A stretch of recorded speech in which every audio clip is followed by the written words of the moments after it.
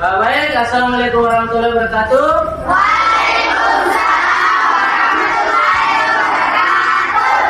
Jadi di pagi hari ini seperti kesepakatan kita kemarin bahwa ini kita akan membuat keyakinan kelas. Nah, keyakinan kelas ini nanti kita gunakan sebagai acuan kita dalam kegiatan belajar kita sehari-hari. Baik, tadi saya sudah membagikan kertas sepotong. Di situ nanti masing-masing anak-anakku silakan mengisi keyakinan kelas yang menurut Anda baik. Jadi saya ulangi bahwa keyakinan kelas itu adalah semua yang bersifat positif yang harus dilakukan di kelas kita. Oke, baik. Saya memberi kesempatan kepada anak-anakku sekalian untuk mencatat keyakinan kalian masing-masing. Silakan.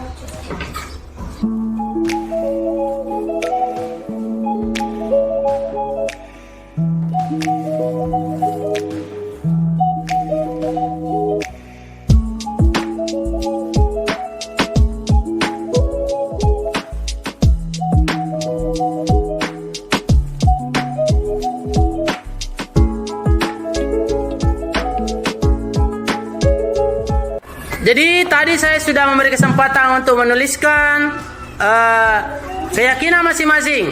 Ayo, siapa di antara anak-anakku sekalian yang ingin menyampaikan atau membacakan keyakinan kelasnya? Silakan. Silakan Andi Pais. Menjaga kebersihan kelas. Iya, tepuk tangan untuk Andi Pais. Menjaga keyakinan kelas.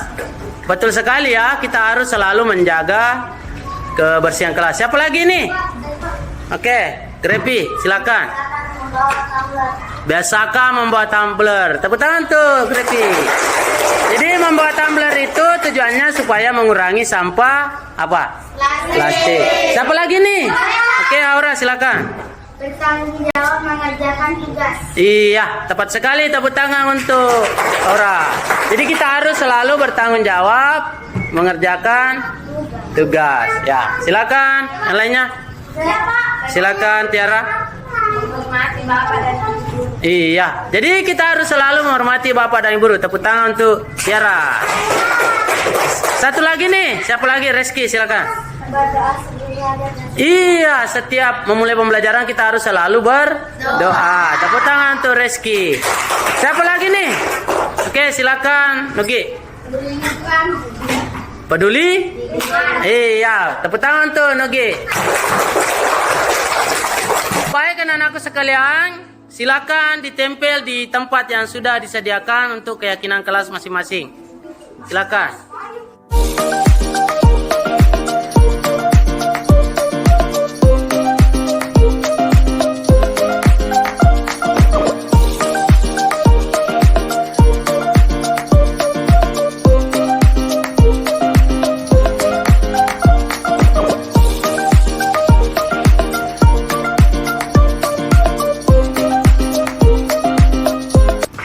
Terima kasih banyak untuk anak-anakku sekalian yang telah menuliskan keyakinan dan sekaligus menempelkannya.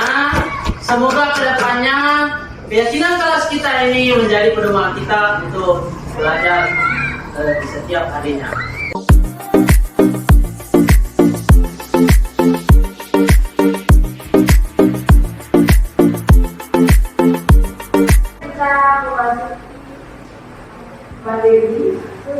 Kepada Bapak Pengajar dipersilakan.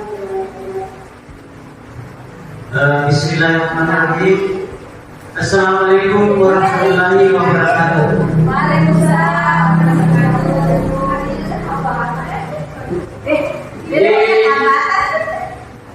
Ibu Ketua KTG yang saya hormati, serta rekan-rekan guru yang sama-sama berbahagia.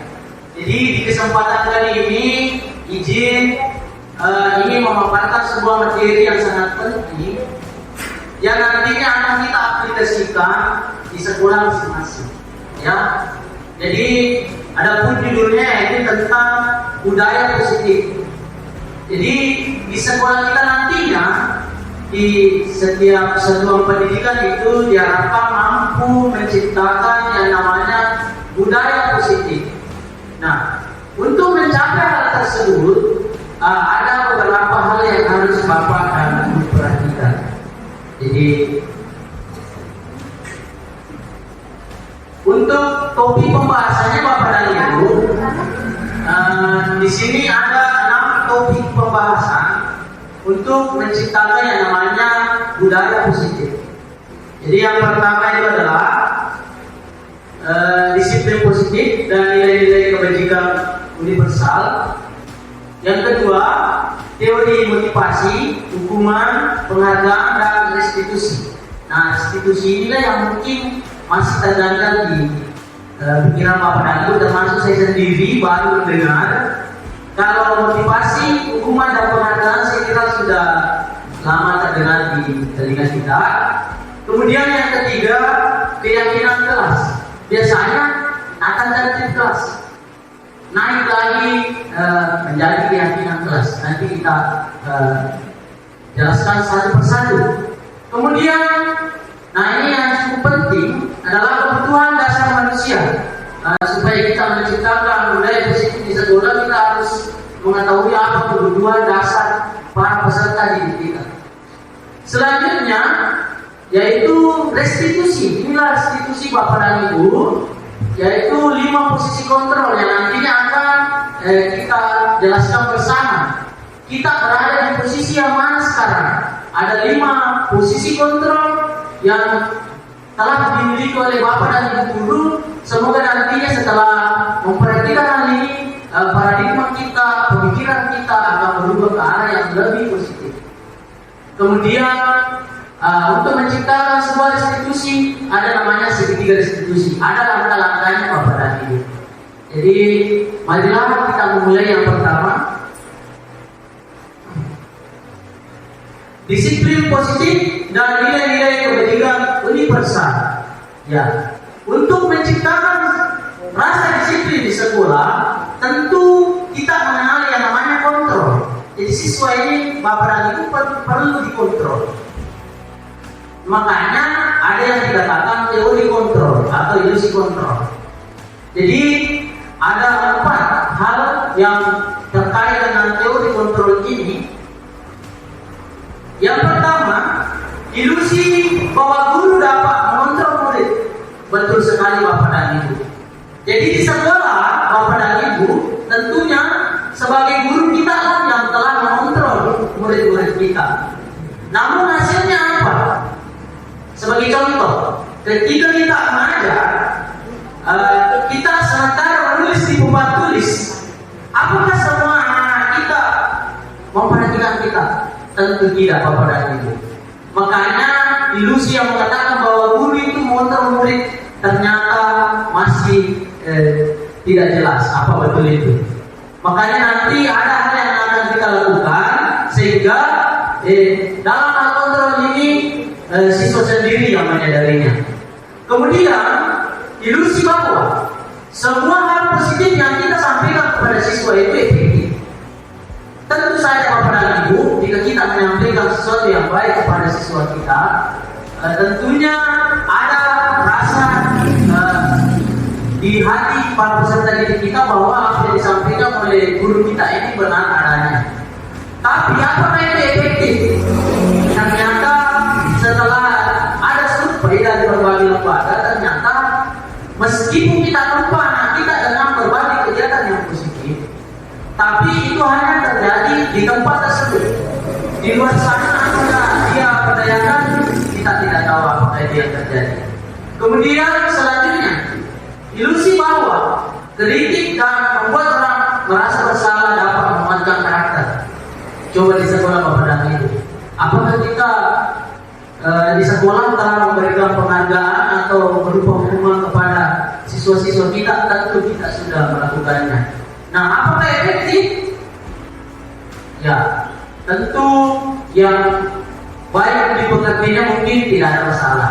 Ini yang kurang dari hal dipekerti, mungkin inilah yang nantinya yang akan merusak. Contoh, ada anak-anak yang bermain di dalam kelas, jadi kita panggil. Apakah setelah kita memberikan peringatan, anak tersebut tidak melakukannya lagi? Mungkin saat itu dia tidak melakukannya. Akan tetapi setelah dia sampai ke tempat duduknya, Mungkin saja dia diam, tapi dia merusak di situ Bapak dan Ibu. Karena dia merasa malu, karena telah dikasih peringatan di depan teman-temannya. Jadi itu mungkin realita yang telah terjadi. Kemudian ini yang sangat luar biasa Bapak dan Ibu, ilusi yang mengatakan bahwa orang dewasa memiliki hak untuk memaksa. Tentu di sekolah orang dewasa yang dimaksud itu adalah bapak dan ibu guru. Jadi kita memaksakan hak kepada siswa kita untuk melakukan sesuatu. Nah, inilah mungkin saya juga sama, saya juga melakukan hal yang sama. Tapi setelah mempelajari hal ini, sedikit demi sedikit paradigma kita, perubahan kita ubah bersama-sama. Kemudian selanjutnya, nah inilah yang terjadi di lapangan Bapak dan Ibu. Stimulus respon itu artinya kenyataan yang ada. Kemudian menurut teori yang benar, yaitu sesuai stimulus respon yang mengatakan bahwa kebutuhan kita sama. Tapi ternyata berdasarkan teori itu ternyata semua orang itu berbeda kebutuhannya. Termasuk di sekolah Bapak dan Ibu. Katanya siswa kita kebutuhannya sama untuk belajar. Tapi ternyata tidak semua siswa itu menginginkan cara yang sama. Makanya nantinya setelah kita mendengarkan materi ini, kita kembali ke sekolah kita masing-masing, kita akan memberikan hal yang berbeda. Tentu sesuatu yang kepada anak-anak kita. Jadi tidak usah dicatat Bapak dan Ibu, nanti saya kirimkan ini materinya. Masalah kita perhatikan saja dulu supaya kita bisa pahami bersama, sehingga apa yang kita dapatkan hari ini bisa kita terapkan di sekolah kita. Kemudian ada kita di sekolah yang mengatakan, wah saya dulu, saya lah yang bisa mengontrol siswa saya. Ternyata yang terjadi itu kita sebenarnya tidak bisa mengontrol anak-anak. Oke lah, saya sampaikan, jangan berkelahi. Oke, tidak ada anak berkelahi. Tapi coba bayangkan Bapak dan Ibu ketika kita tidak ada. Apakah anak-anak masih berkelahi tidak berkelahi? Tentu ada yang berkelahi, ada yang melakukan hal yang di luar keinginan kita. Nah inilah makanya dijelaskanlah tentang teori kontrol. Nah bisa kita nanti baca sendiri-sendiri, nanti saya kirimkan. Selanjutnya tentang kata-kata disiplin. Jadi untuk mendisiplinkan siswa kita, tentu yang pertama harus disiplin itu siapa? Jadi kita dulu. Apakah kita sudah merasa disiplin? Ya, kita tanyakan diri kita masing-masing. Jadi saya mengakui ternyata selama ini saya juga kurang disiplin. Tapi setelah mempelajari hal ini, saya mulai menyadari diri bahwa yang harus menjadi patokan itu adalah kita selaku guru anak-anak kita. Ya, kalau mau anak-anak kita bagus pakaiannya, jadi kita dulu yang perbaiki pakaiannya. Kalau kita tidak mau anak kita terlambat, ya tidak usah saya jelaskan. Ya. Selanjutnya, yang biasa kita terapkan di sekolah mungkin ini yang dibawa Bapak dan Ibu, di rajin, fokus, semangat, nur. Tapi kali ini saya akan memperkenalkan nilai kebajikan yang baik yang saya temukan di pendidikan guru penggerak ini, yaitu ada yang mengatakan berakhlak mulia. Berakhlak mulia itu halaman ini Bapak dan Ibu. Kemudian mandiri, yaitu menginginkan para peserta didik kita berperilaku mandiri. Kemudian berkegiatan global. Ini mungkin di sisi 7 mungkin ini harus diberlakukan berkegiatan global supaya antara yang beragama Islam dengan beragama yang non Islam itu nantinya akan saling mengisi. Tidak ada yang menjadi minoritas. Kemudian kontrolnya dan kreatif. Inilah yang disebut profil pelajar Pancasila. Yang itulah Bapak dan Ibu. Kemudian teori motivasi, hukuman, penghargaan dan restitusi. Nah ini yang saya bilang tadi. Saya kira Bapak dan Ibu selaku tenaga pendidik telah memberi motivasi dan juga bahkan telah menghukum siswa kita dan sekaligus memberi penghargaan. Kalau ada siswa yang berprestasi, tentulah kita memberi penghargaan. Yang mana penghargaan itu Bapak dan Ibu, ada yang dikatakan penghargaan verbal, yaitu penghargaan berupa kata-kata. Kemudian penghargaan non verbal, yaitu penghargaan yang berupa barang. Jadi mungkin di sekolah kita sudah memberi selamat anak-anak, kalian sudah berhasil. Kita juga ketika selesai ujian ada penerimaan rapor, ada yang dapat memberikan dikasih berupa buku dan sebagainya, itu adalah penghargaan verbal. Kemudian hukuman. Jadi setelah hari ini Bapak dan Ibu, mari kita ubah paradigma kita bahwa memberi hukuman itu sebenarnya tidak efektif. Jadi marilah kita selalu memberi motivasi. Nanti jawaban ini akan terjawab di teori kontrol. Kemudian ini yang mungkin baru di Bapak dan Ibu yang dikatakan itu restitusi. Nah inilah yang saya berlakukan di sekolah saya, SD 9. Mungkin Ibu Kasma sudah melihat kadang siswa-siswa saya yang tadinya kalau pagi itu diganti semua. Setelah saya rubah paradigma dan pemikiran mereka sudah menghargai waktu. Jadi bukan lagi aturan yang dia bukan lagi aturan yang dia jadikan acuan, tapi dia keyakinan.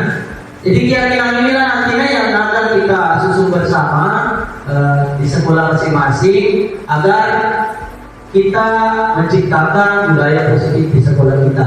Jadi restitusi Bapak dan Ibu itu adalah menciptakan kondisi bagi murid untuk memperbaiki kesalahan mereka, bukan menghukum kesalahan mereka. Jadi tujuan restitusi adalah untuk memperbaiki kesalahan mereka, bukan menghukum. Sehingga ketika mereka kembali ke teman-temannya atau kelompoknya, itu menjadi karakter yang lebih kuat. Artinya dia sudah tahu bahwa yang dia lakukan itu adalah hal yang salah. Jadi nantinya dia akan perbaiki sendiri tanpa ada perintah atau larangan dari Bapak dan Ibu. Kemudian inilah nanti yang akan kita susun. Semoga ada di antara Bapak dan Ibu nantinya setelah sampai di sekolah masing-masing ada yang membuat keyakinan kelas seperti yang saya sudah lakukan. Sangat efektif Bapak dan Ibu dibagi dengan aturan kelas. Jadi tingkatannya di mana? Aturan kelas mengatakan bahwa siswa harus datang jam 7. Kalau keyakinan kelas, dia lebih mengatakan bahwa siswa menghargai waktu. Letaknya di mana perbedaannya? Kalau aturan harus, berarti itu menyudutkan anak, mewajibkan. Kalau dia menghargai, berarti itu kesadaran sendiri. Bukan lagi karena adanya aturan, tapi karena keyakinan diri. Saya kira adalah berbagai macam keyakinan nantinya yang akan kita buat tergantung dari Bapak dan Ibu guru masing-masing di kelasnya. Kemudian apa itu keyakinan kelas? Saya kira bisa kita baca bersama. Keyakinan kelas itu lebih bersifat abstrak daripada peraturan, tapi lebih rinci dan konkret. Contoh, ketika kita mewajibkan anak-anak berpakaian seragam, tentu ada penekanan bahwa setiap hari Senin siswa harus memakai pakaian lengkap. Terus apa keyakinan kelasnya? Keyakinan kelasnya adalah siswa ini bahwa berpakaian rapi dan lengkap itu adalah hal yang merupakan tanggung jawabnya sendiri, bukan karena adanya aturan. Jadi itulah perbedaan antara keyakinan dengan peraturan kelas. Saya kira nanti kita baca bersama bukan waktu. Jadi kalau mau dijelaskan satu persatu, ini nanti kita bisa baca sendiri-sendiri masing-masing setelah saya kirimkan. Kemudian contoh peraturan dan keyakinan. Jadi supaya nanti kalau kita membuat keyakinan dan peraturan di kelas dapat kita bedakan. Kalau di lingkungan kita, contoh ketika kita menaiki motor atau berkendara motor, yang menjadi aturan berkendara sepeda motor harus memakai helm. Keyakinannya apa? Jadi kalau keyakinannya itu bahwa ketika kita memakai helm itu untuk keselamatan, bahwa setelah kita naik motor pastilah selalu kita memakai helm tanpa memperhatikan adanya aturan. Kalau berbicara aturan tentu kita harus pakai helm. Tapi sebenarnya ada hal yang lebih baik, lebih penting daripada itu keyakinan. Keyakinan itu adalah dengan memakai helm tentu untuk menjaga keselamatan kita. Bukan lagi karena takut polisi atau karena adanya aturan. Di sekolah, misi sekolah siswa diharapkan atau wajib hadir jam 7. Yang menjadi aturan itu hadir tepat waktu. Jadi siswa harus hadir tepat waktu. Ini menjadi penekanan bagi siswa kita. Nanti siswa kita ini baik, akhirnya pusing sendiri. Tapi kalau siswa diyakini, ini berkeyakinan bahwa ketika kita mampu hadir di sekolah, walaupun bukan jam 7, itu namanya menghargai waktu. Jadi ketika siswa kita mampu menghargai waktu, maka disitulah keyakinan siswa kita akan bangkit. Dan semoga bukan siswa saja yang begitu, kita juga selaku tenaga pendidik. Ya, siswa kita datang pagi, gurunya datang jam 10. Coba saya. Jadi, marilah kita beberapa kita bersama. Saya tahu, saya berasal dari strategi ini awalnya. Jadi saya itu kan guru di SD 16. Jadi semua tahu bagaimana kelakuan saya. Dia kan kalau rumah kaki, saya tidak pernah pergi ke kaki. Karena saya anggap kaki tidak ada gunanya. Ternyata yang saya lakukan itu adalah hal yang sangat-sangat salah. Tapi setelah hari ini, saya meyakini diri bahwa dengan meyakinkan diri untuk selalu hadir dan menghargai waktu, insya Allah setiap pertemuan dan kegiatan seperti ini saya selalu akan menghadirinya. Kecuali hal yang tidak penting. Jadi inilah yang harus kita tanamkan agar strategi kita ini berjalan dengan baik. Jadi marilah kita perbaiki diri Bapak dan Ibu. Saya tidak menggurui, hanya memberikan gambaran bagaimana menciptakan budaya positif. Jangan di sekolah saja kita strategi kita ini harus kita budayakan hal positif. Apa positifnya? Selalu hadir kegiatan strategi kita. Tepat waktu. Janjinya jam 1. Tapi datanya jam 2. Tapi saya kira setelah hari ini kita pada pertemuan berikutnya kita akan lebih optimal lagi. Kemudian, 4 kebutuhan dasar manusia. 4 kebutuhan dasar manusia. Inilah kebutuhan anak-anak kita yang harus kita support, yang harus kita kasih. Yaitu kebutuhan bertahan hidup, ya kan pastilah mau hidup. Kemudian kasih sayang dan rasa diterima. Jadi di kelas kita itu semua siswa sama. Kemudian penguasaan, kasih kebebasan anak-anak kita untuk memberikan tanggapan atau memberikan sebuah pertanyaan dan sebagainya.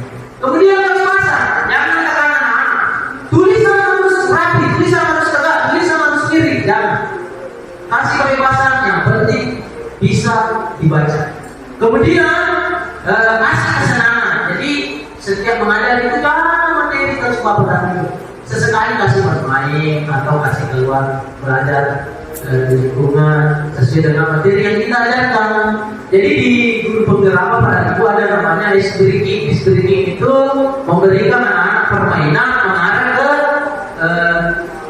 pelajaran itu. Jadi bisa banyak sekali di YouTube Bapak dan Ibu ice breaking.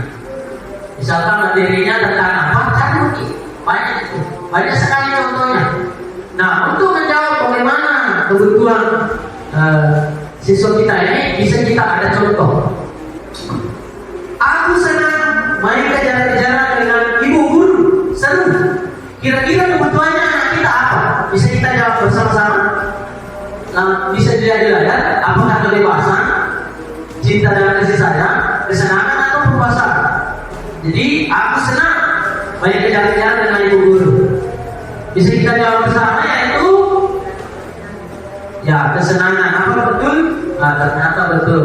Jadi inilah bentuk kesenangan kita. kita, siswa kita. Selanjutnya ibu guru, ibu kejar aku karena ibu guru sayang aku. Kira-kira anak kita butuh apa? Ya, cinta dan kasih sayang. Kita tes. Ternyata betul. Selanjutnya, ibu, aku hebat kan? Bisa bikin ibu guru kejar aku. Kira-kira apa nih kebutuhan yang diinginkan oleh siswa kita? Ada pemasangan, kesenangan, cinta kasih sayang tak dewasa. Jawab aja Bapak dan Ibu, tidak ada masalah. Kesenangan ya, jadi kita tes kesenangan. Ternyata salah, yang betul pemasangan. Jadi siswa kita ini juga menguasai kita, bukan kita saja yang ingin menguasai mereka. Selanjutnya, aku bosan belajar Ibu, kemarin terus di dalam kelas. Kira-kira apa yang dia inginkan? Ya, kebebasan. Nah, inilah nantinya yang akan kita terapkan di sekolah, bahwa siswa kita itu menginginkan kebutuhan. Ya, silakan Bapak dan Ibu penuhkan. Inilah kelima kebutuhan siswa-siswa kita. Jangan kita terus yang menjadi kebutuhan mereka. Sesekali apa yang mereka inginkan itu yang kita berikan. Ada yang mengatakan, oh, kalau teori sih gampang dibawa. Tidak pernah itu. Coba kita kalau nggak bisa semuanya, kita coba satu dua. Kita coba terapkan dulu. Kita sedikit-sedikit dulu. Insya Allah depannya pasti akan bermanfaat. Nah, kemudian selanjutnya adalah contoh kebutuhan dasar anak di sekolah. Aku bosan belajar warna di kelas itu sudah tadi. Kemudian 5 institusi atau 5 posisi kontrol ibu guru dan bapak guru. Jadi kita itu selalu guru ada 5 posisi kita Bapak dan Ibu, yaitu pembuku pasti, termasuk Ibu Haji. Saya sendiri selalu membuku kalau ada kesalahan anak. Kemudian membuat merasa bersalah. Selalu kita anggap anak itu kau salah. Apa yang terjadi? Anak tersebut tersulitkan. Kemudian kita anggap anak itu adalah suami teman kita. Nah, saya kira sudah ada. Kemudian pemantau. Kita seperti kepala sekolah selalu memantau anak-anak. Kemudian yang ini saya perkenalkan Bapak dan Ibu, yaitu posisi manajer. Nah, inilah nantinya yang akan kita pakai di sekolah kita masing-masing. Ada videonya Bapak dan Ibu, bisa kita perhatikan bersama. Jadi bukan nanti saya menjelaskan, dijelaskan oleh ahli. Jadi bisa kita perhatikan bersama.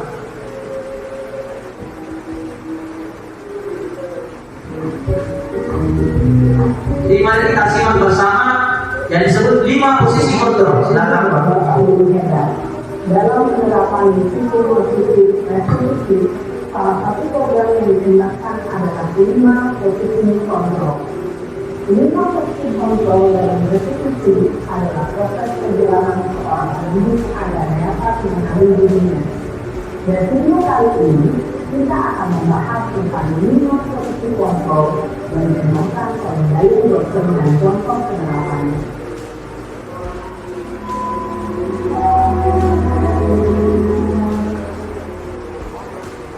Lima posisi kontrol itu adalah 1. Posisi pendukung. 2. Posisi pembuat masalah bersama. 3. Posisi teman. 4. Posisi pemantau atau monitor. Dan 5. Posisi manajer. Untuk lebih memahami kelima posisi tersebut, mari kita saksikan kasus kemarin yang terlambat hadir 20 menit sekolah dan melihat bagaimana kelima posisi kontrol dalam menghadapi masalah tersebut.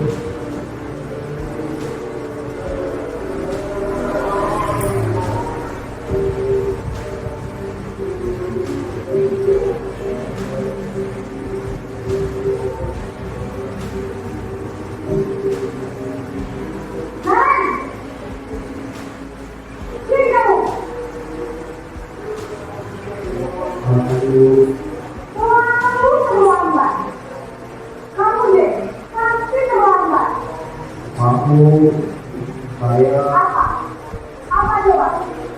Alasan kamu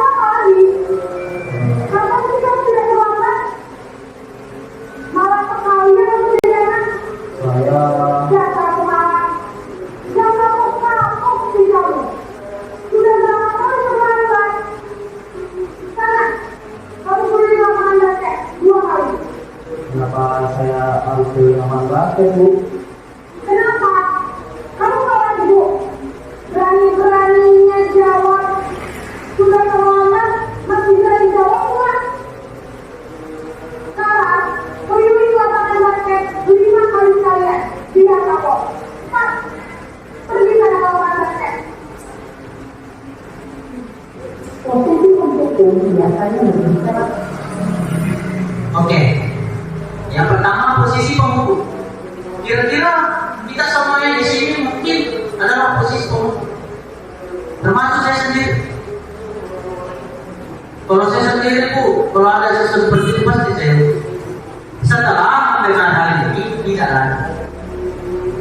Misalnya ya, kalau ada anak terlambat, tapi apa lagi masalahnya kepada ibu? Kemarin ada siswa saya terlambat. Saya tanya, nomor 5, nomor 1, nomor 3. Pak, nomor 5 nah. Oke.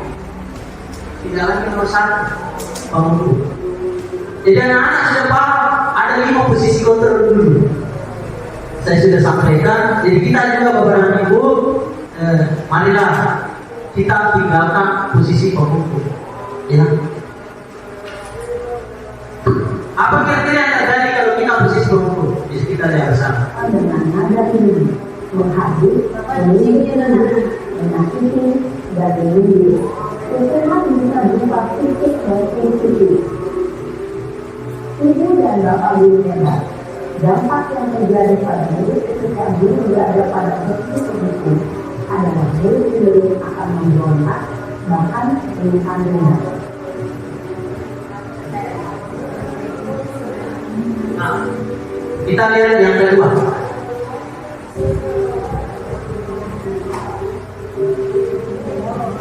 Dengan kasus yang sama. Caranya lagi berbeda.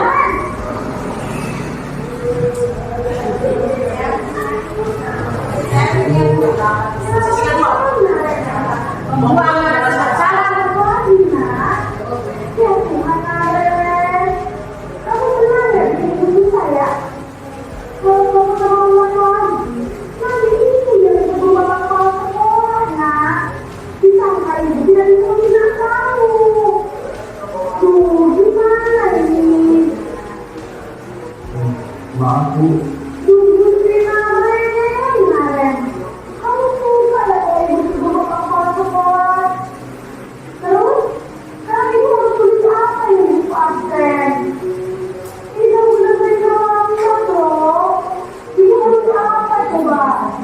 Maaf Bu. Maaf kalau Ya sudah, lain kali jangan dibuka lagi anak ya. Ini tidak akan kuat lagi kalau dia terlalu bisa jadi lagi kalau ini untuk bapak kelas. Karena cepat kelas. maaf ya Bu. Maaf kali. Membawa anak-anak ke sekolah. Jadi kita di sini Bapak dan Ibu, kita ini yang berurusan dengan murid, kita masukkan lagi kepada sekolah kita yang tidak tahu apa-apa.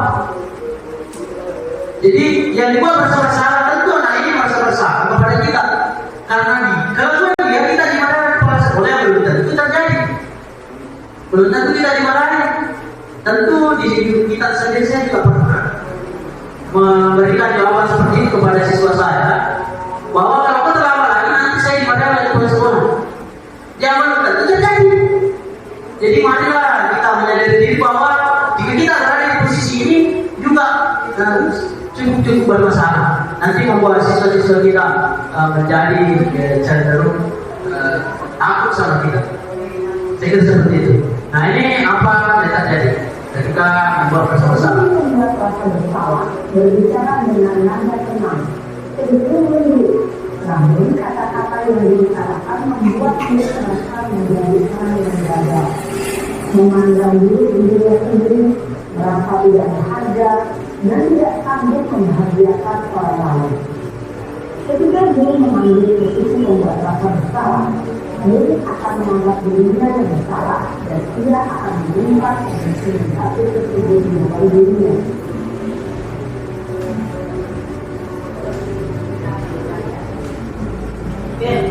Posisi yang ketiga, teman.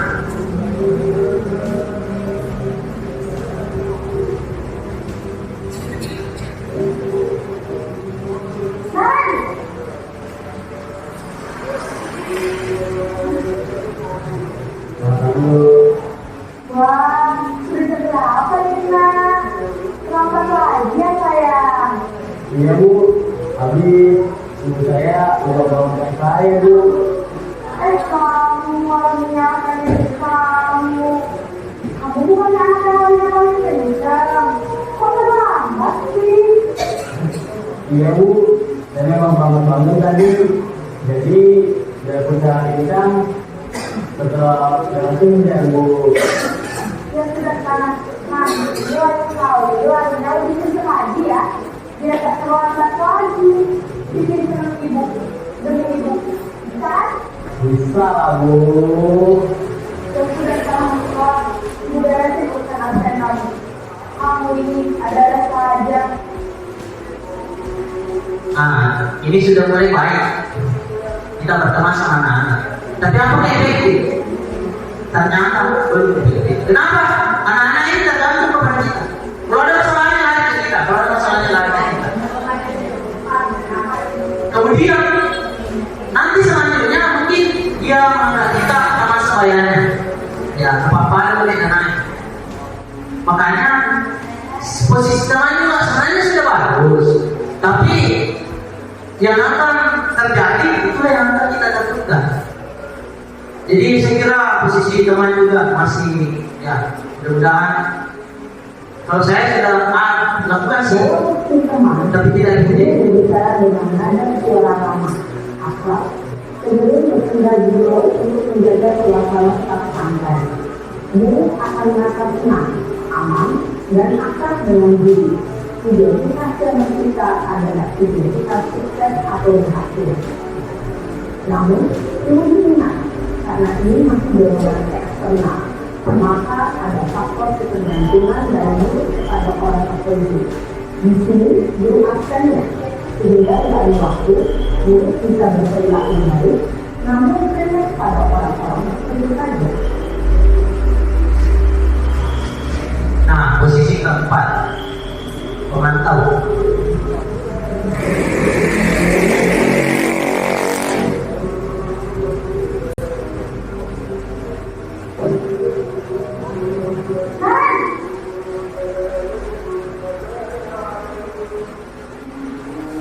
Bu, Karen, apa peraturan sekolah kita tentang jam berapa kita harus masuk sekolah? kita harus di sekolah yang dulu. Iya betul, sekarang sudah jam 7.20. Kalian juga tahu konsekuensinya tidak terlambat lagi. Kamu, saya harus tinggal kelas pas jam istirahat selama 20 menit. Ya benar, konsekuensinya demikian. Jadi nanti jam 9.30 pas istirahat, kamu harus tinggal di kelas, kerjakan tugas tambahan untuk ketertinggalan kamu, ya? Baik Bu. Posisi pemantau menandakan penghitungan Nah, kalau posisi pemantau itu lebih kaku. Jadi biasanya anak pulang senang guru seperti ini. Kenapa?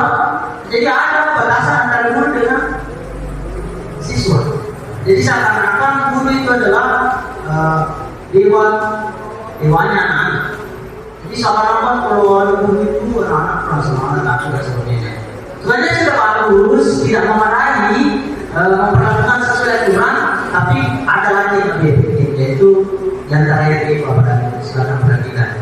Jadi semoga setelah ini kita jadi seperti Indonesia Tuhan kita. berdasarkan peraturan dan konsekuensi. Seorang pemantau menunjukkan bahasa tubuh dan ekspresi wajah yang nyata dan seluruh formal.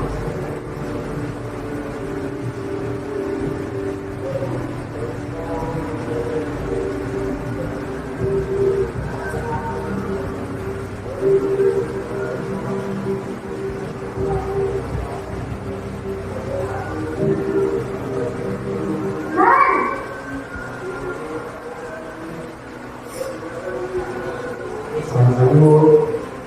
Selamat pagi, Naren. Maaf Bu, saya terlambat. Ya, sekolah masuknya jam 7, sekarang sudah jam 7.20. Jadi sekarang bagaimana ya, Naren? Maaf Bu, baru kata saya malam. Baiklah, menurut kamu, keyakinan sekolah yang mana yang harus kamu silakan? Hari ini dan Pak hari ini Bu.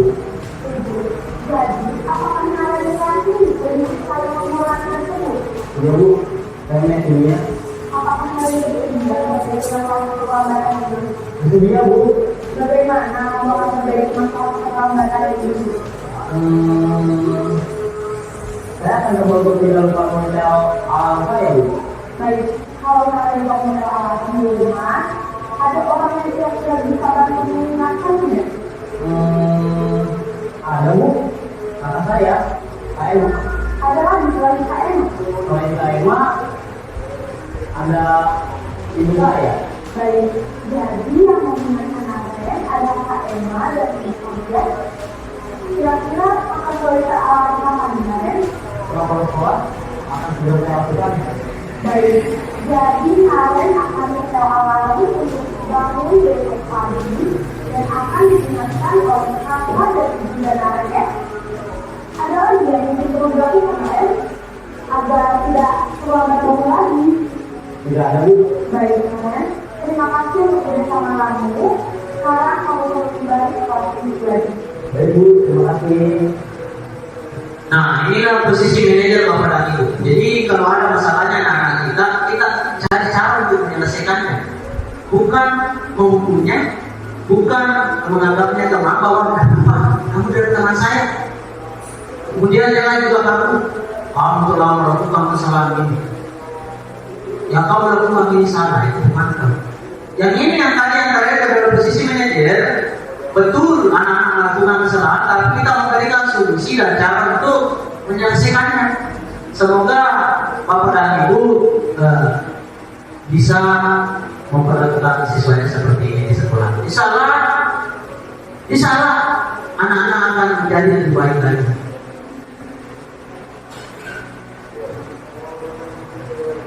Posisi manajer adalah posisi kontrol yang disarankan untuk membimbing murid memiliki sikap disiplin yang positif, yaitu murid yang mandiri, bertanggung jawab, dan dapat memecahkan masalah. Tujuan dari posisi ini adalah agar murid dapat berefleksi atas tindakannya. Guru akan terus memberikan pertanyaan-pertanyaan bermakna, sehingga membuat murid dapat belajar dari kesalahannya dan mencari sebuah solusi untuk menyelesaikannya. Saya kira itu videonya Bapak dan Ibu. Terkait kelima posisi kontrol ini nanti kita akan pergunakan dalam menjawab persoalan-persoalan yang ada di platform Merdeka Mengajar Bapak dan Ibu di PB masing-masing.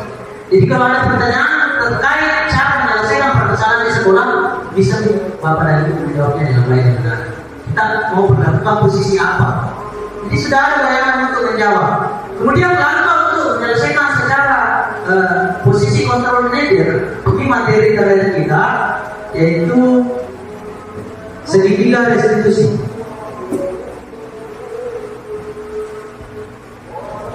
Jadi nanti setelah perlakuan siswa kita di posisi manajer ada langkah-langkahnya Bapak dan Ibu, yaitu ada 3 langkah. Yaitu yang pertama, menstabilkan identitas. Kita semua akan melakukan yang terbaik yang bisa kita lakukan. Jadi ketika anak kita melakukan kesalahan, kita bisa menstabilkan identitas mereka, bahwa semua orang insya Allah pasti akan melakukan sesuatu yang baik. Kemudian validasi data yang salah. Jadi kalau ada anak bersalah Bapak dan Ibu, jadi kasih mereka perhatian bahwa semua perilaku yang dilakukan itu semuanya memiliki alasan. Jadi bahkan melakukan sesuatu yang salah pun ada alasannya, supaya anak-anak tersebut tidak menjadi takut kepada kita. Kemudian menanyakan keyakinan, yaitu kita semua memiliki motivasi. Apa itu motivasi? Keinginan untuk memperbaiki diri. Saya kira itulah materi tentang budaya positif. Semoga bermanfaat untuk Bapak dan Ibu, dan nantinya kita jadikan pedoman kita untuk menyelesaikan permasalahan di sekolah. Ya, saya kira sekian untuk materi budaya positif ini. Semoga ada manfaatnya. Kalau ada kekurangan mohon dimaafkan. Dan saya iri wabillahi taufiq wal hidayah. Wassalamualaikum warahmatullahi wabarakatuh.